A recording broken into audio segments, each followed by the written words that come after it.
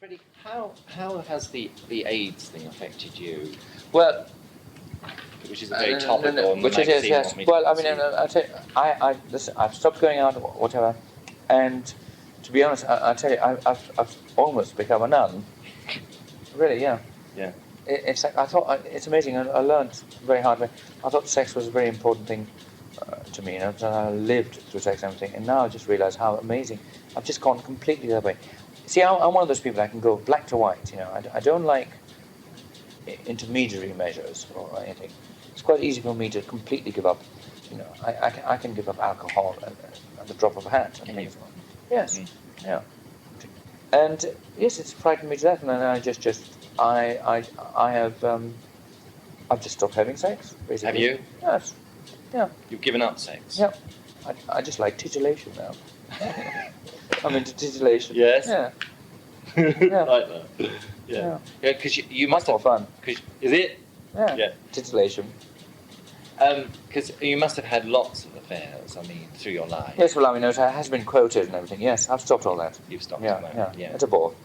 It's a bore. Yeah. Do you think sex is overrated? No. I don't say sex is a bore. No. Just what I was doing before.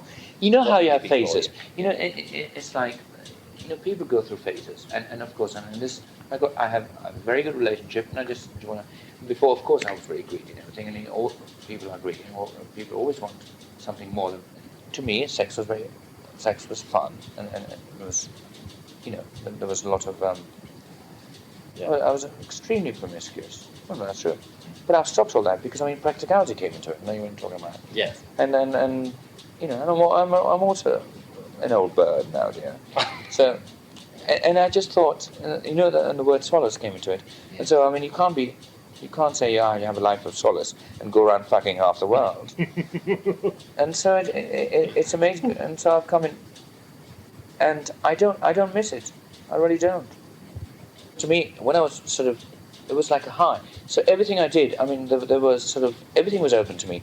So in terms of music, this, that, it was to me, sex was a very integral ingredient to what I was doing. So it was a very major factor of a lot of things I did. But I mean, I would never have sort of thought, oh no, sex and nothing else. You know. No. So it was all these things that were, and I was living by them all. Yeah. So they were all okay, and I was living them to the full. So I mean, okay, it was excess in every direction. Fine, you know. Yes.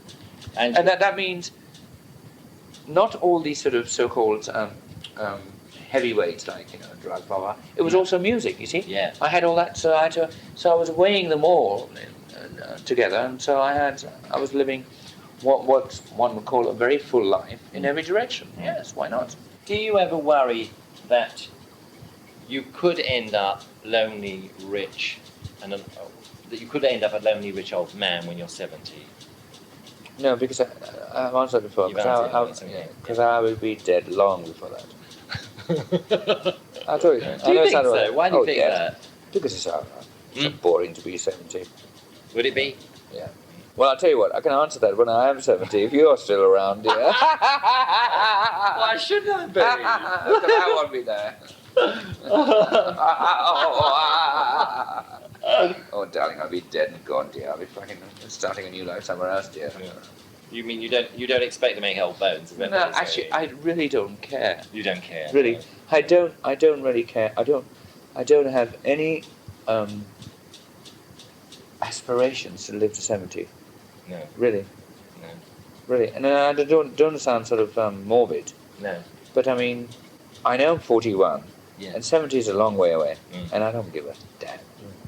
And as far as I'm concerned, I mean, this is the last thing. I have lived a full life, and if I'm dead tomorrow, I don't give a damn. Yeah. I live, you know, I really have done it all. I really have. I love the fact that I make people happy.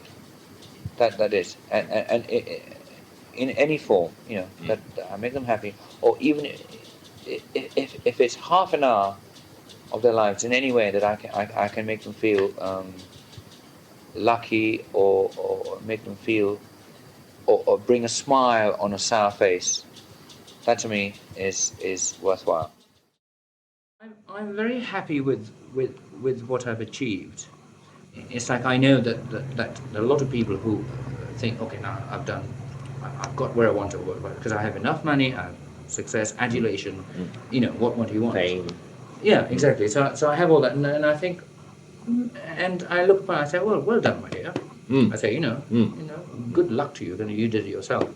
And now I think I've come to they're not crossroads, but I've come to sort of like another sort of phase in my life where I think, look, I still want to keep achieving the kind of success that I have in this format, but I think, look, I think now I have the time and the capacity to actually venture into areas which I would never dare, because it would like be harmful to my career or whatever. Things that so now I'm doing those kind of things, and I think I don't really want to do that as a benefit. Am I making sense? Yeah. I don't want it to be a gain in my, but it's for something in the belief that I want to sort of try different things, walk a tightrope, live a knife edge, and do things where I can fall completely flat on my face. But I know that I don't. To me, if it's harmful to my career, so what?